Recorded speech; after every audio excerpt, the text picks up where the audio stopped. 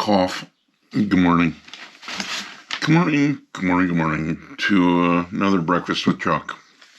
Probably wondering where I've been. Well, sometimes I just don't feel like eating breakfast, I've discovered.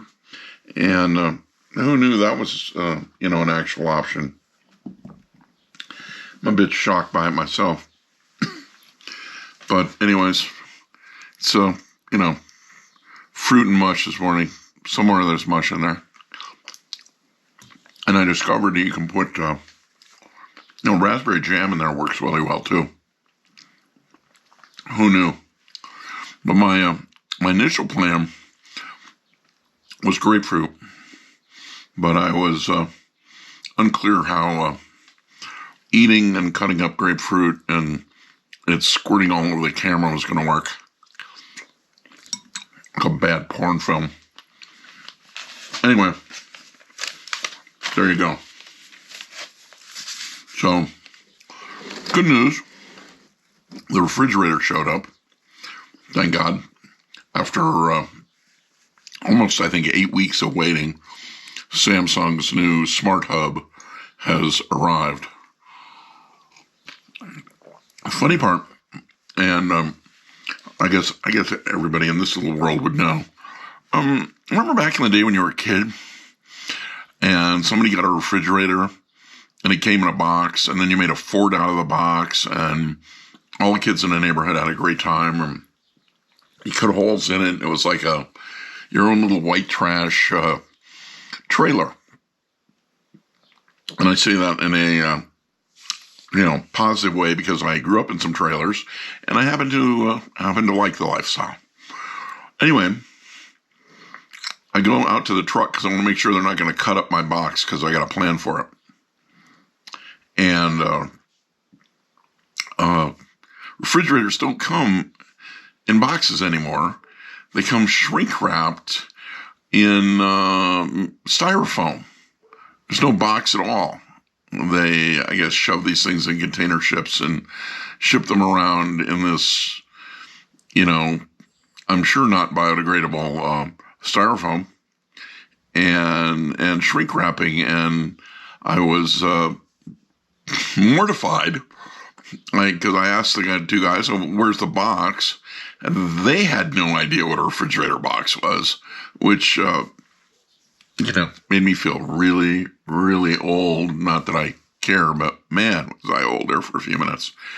And then I asked, "Hey, so where are the cameras?"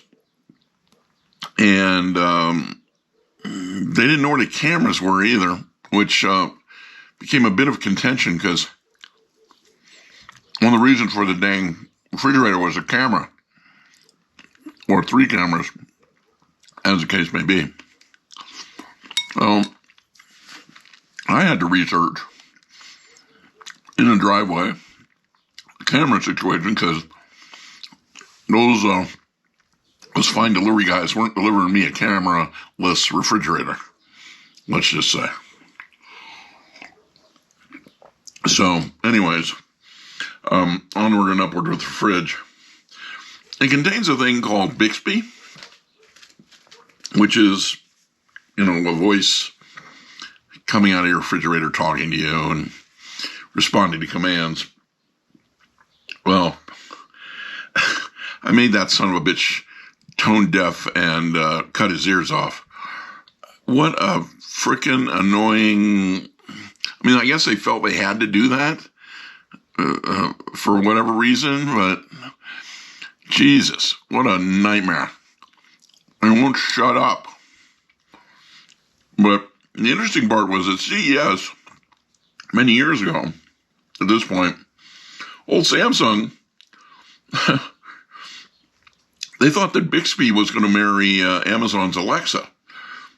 But it turns out the old courtship didn't work out, and they aren't on speaking terms anymore. That thing will not link up, even though there's a fantasy that it will. It clearly made it so it couldn't. Somebody shut something off. It will not talk. No way. No how. So I spent a bunch of time with that. If you're wondering why I wasn't doing this. And then Samsung spent $200 million on a company called SmartThings that was going to create all this kind of high-end communication network with your house, blah, blah, blah, blah, blah, blah, blah. Well, it doesn't function with Samsung tablets. It might function with a Samsung phone, but it will not function with a Samsung tablet.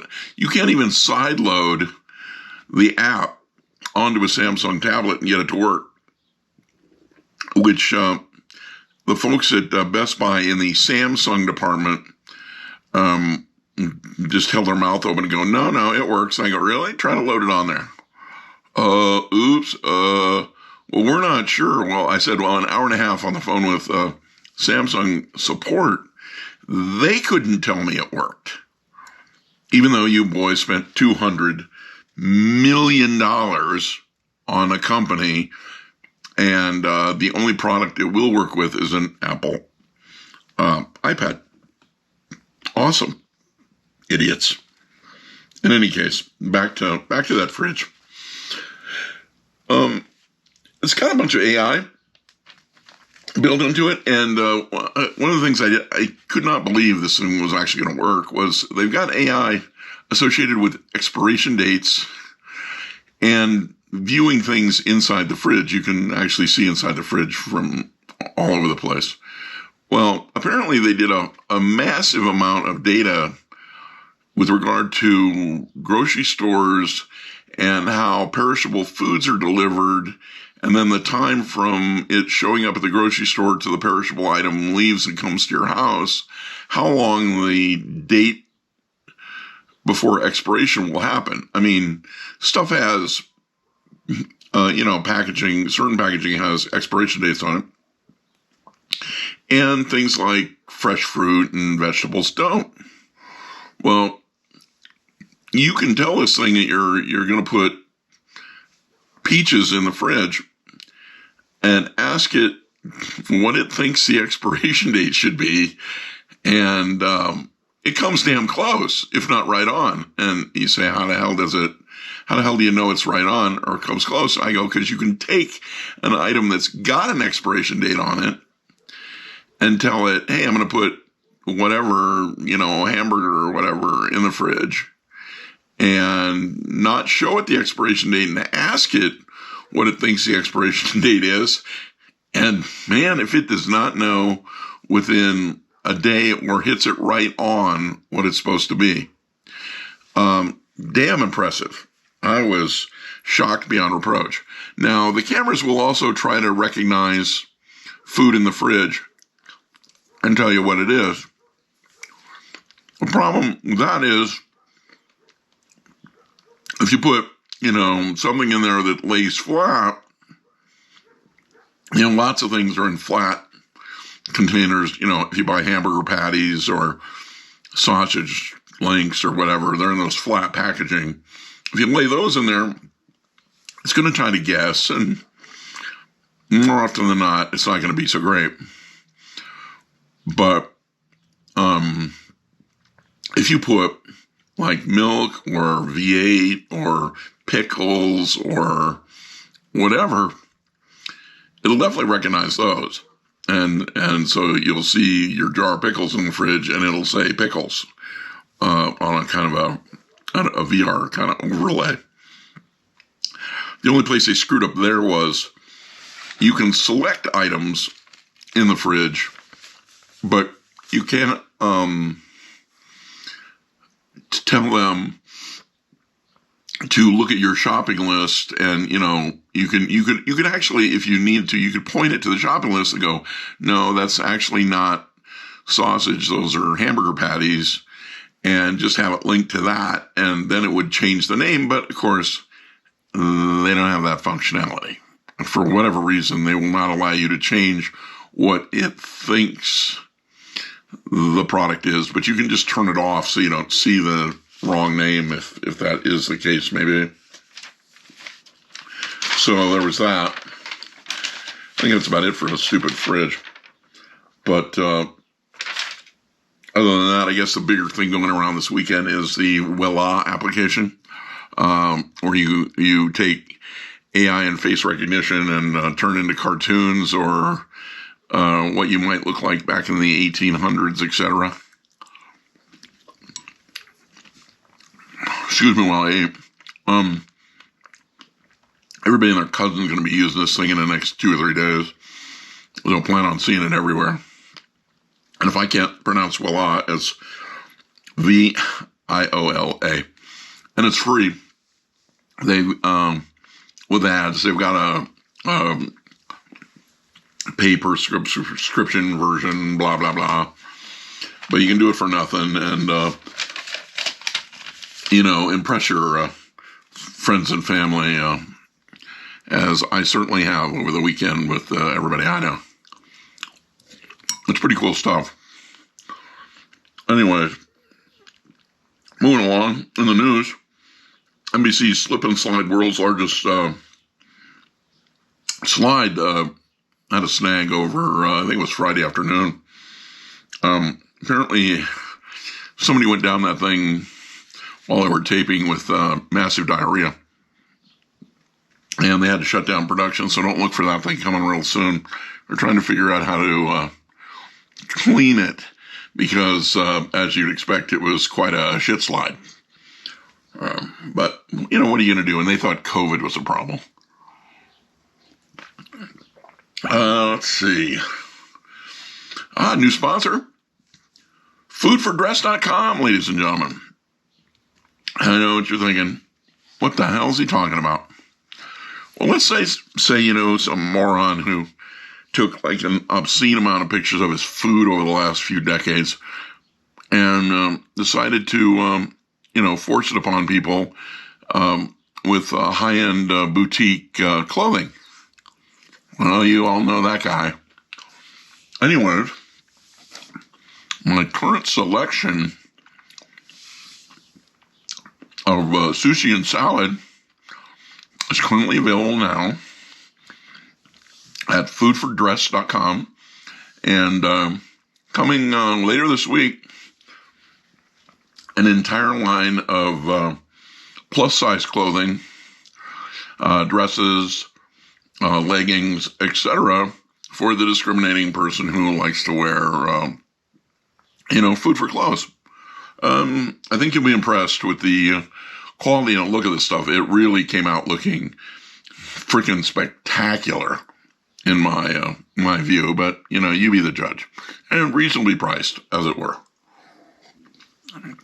I'd look for, the roast beef sweater soon. Let's see. Other than that, let me thumble through the old notes. Oh, and I got new strawberries, too. You can see these things. They look like they're not ripe or they're weird. That's the way they are. And they taste kind of bitter. But they're a certain brand, and that's what they do. Interesting, anyway. Other than that, plans for the first road trip in a year and a half continue with a ship set to sail later in the week. Streaming plans and more on that coming depending on my mood, which is fumbling around at the moment. I know what I want to do, but sometimes you just can't leave the house. Yeah, I'm kind of there. So it's, like a Super Bowl at the moment going, am I really going to do this? Am I not going to do this? Do I want to leave the house? Do I not want to leave the house?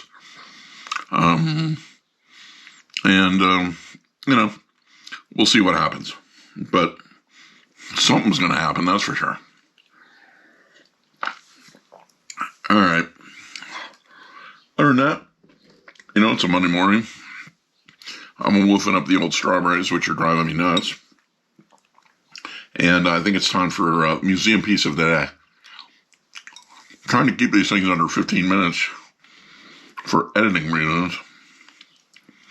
And Hey, it's 15 minutes. Go figure. There it is. Museum piece of the day. This is a small piece of the White House. Every once in a while, there's a bunch of rotting in the infrastructure at the White House, and they have to replace things. And when they do it, weird folks like myself dive on it and, grab it for their personal collection, as I have with this one. But I find myself with a lot of presidential memorabilia, but pieces of the White House are a little tougher to come by, as are pieces of Disney's Matterhorn, but I managed to come up with that. So, anyways, I was pretty giddy the day the piece of the White House showed up. Anyways, kiddos, if I don't continue to work on the other crap here, it'll never get done. And I need to get the bike out too. So, before it gets 1.5 billion degrees. Anyways, y'all have a nice day. And I think there's a good chance we're going to do this again tomorrow. I know. Depressing as that may sound. So, until then, adios, muchachos. And don't do anything I wouldn't do.